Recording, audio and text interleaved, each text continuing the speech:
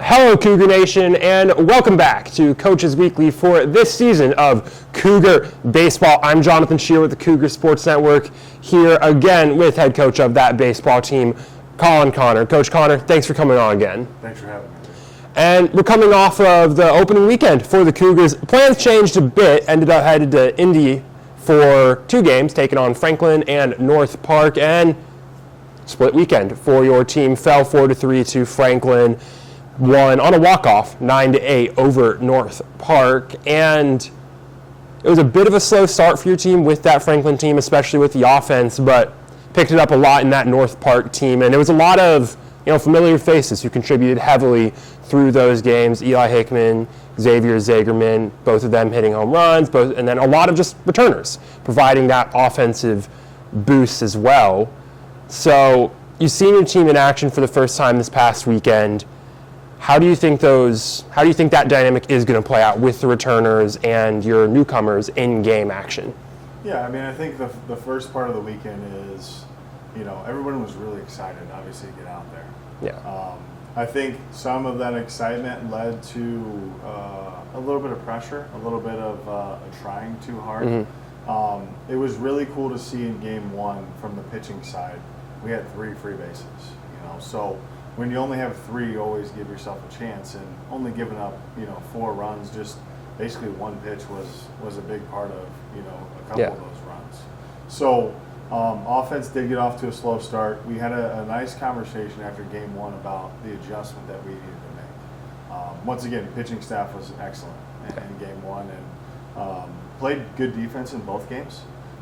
Game 2, a little bit too many free bases, but it was good to see the offense kind of come alive. Yeah. If you look at the day, 6 through 9 in our lineup kind of carried us, all day. So anytime that the bottom is producing at that level, once you put it all together, it's going to be a pretty special thing. So I think the attention was there. I think the energy was there. The big part was just allowing ourselves to play kind of our game like we talked kind of last week. But awesome first weekend. Really good to get the win in game 2, against a really, really good North Park team. Yeah. So it's always huge when you win the last one going into the Florida week, just because you can carry that momentum. We made some good adjustments. The last piece is guys not trying too hard, just playing the game. Yeah. So a lot to be taken away from the good side. There is some stuff we need to work on as well. Definitely, and that's kind of what we'll spin into really quick. You mentioned things you liked. You mentioned in there 6 through 9 producing a lot, and that was a good thing to come out of the weekend. So are there any other things you saw that you liked that you're looking forward to see continue to develop throughout the season? And what are some of those weaknesses you saw in those first 2 games that it's the first 2 games, it's not that big a deal yet, but you still want to start working on already? Yeah, so things that I really like, we played pretty good defense. I mean, there was a dropped ball on a double play, and there was a drop ball on a back pick. Outside of that, we made some pretty big catches and some pretty big plays when we needed. So, to me, the defense is the most controllable thing in the game of baseball. Mm-hmm. So, when you start out on a good foot, it puts you in a really, really good spot. Yeah. As far as the offensive side, kind of like we talked about, game 1 we had 13 strikeouts, and that was it was a lack of being competitive at the plate and adjusting when we've preached toughness and being productive and being good, and we just needed to make that shift with how old we are in the lineup. And once again, from game 1 to game 2, we did that. We talked about maximizing when guys are in scoring position, whether there's 0 or 1 outs, one of those runs has to score. That just has to happen. So in game 2, we were able to do that. Mm-hmm. Circling back to the pitching side is just the ability to get off the mound or get off the mound in 3 pitches or less per hitter. That's been a focus since the fall through spring training through now, and I think when we can make that who we are as an identity as a staff, guys are going to be able to throw 5, 6, 7 innings. Yeah. When you fall behind, it makes it very hard to have longevity on the mound, which look at game 1 versus game 2. But I think the bullpen did a fantastic job. I think pitching-wise, we have a lot of depth, which is really exciting. When you don't have to ride 3 or 4 guys for the year, you can spread it out. Guys are going to be healthier longer. Guys are going to be able to do some matchup stuff, and on the mound they gave us a chance pretty much all weekend. It's one pitch here or there, but hindsight 2020. At the end of the day, sometimes baseball is kind of baseball. So I thought the energy was good. I thought the effort was good. Like I said, our last piece is just allowing ourselves to have success. You got in the lineup. You got eight of the 9 are junior, senior, 5th year senior. So we have to adjust a little bit quicker. But this trip coming up is going to be a lot of fun. One, so we can see even more from the pitching side, but 2, getting consistent at bats, allowing guys to settle in, and then just spending 9 days playing baseball is going to be exciting. Yeah. So there was a lot to take away, from the weekend. Definitely. And before we go into start looking ahead to what you just mentioned, that Florida trip, the last kind of thing to take from this last weekend, you mentioned a lot of returning faces, a lot of older players in that lineup. Were there any sort of your newcomers to the team that you saw out there, got a little bit of game action, or just in general that you're excited to see develop? Yeah, so we had some newer guys come out of the pen for us. We had some guys that hadn't had college appearances yet that have kind of been on the roster.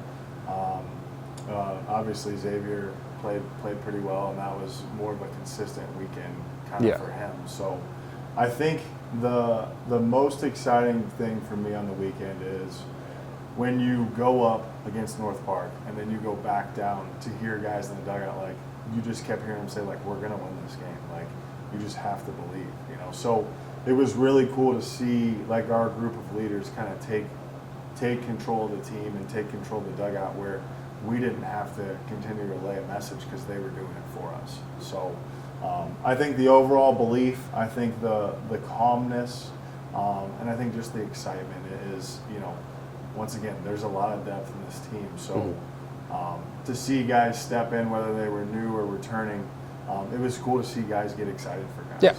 So I think that's the big takeaway from the weekend. Definitely. So looking ahead now, still in that preseason, and this is the thick of the preseason, your spring break Florida trip, 9 games your team's coming up on, and it's a lot of baseball.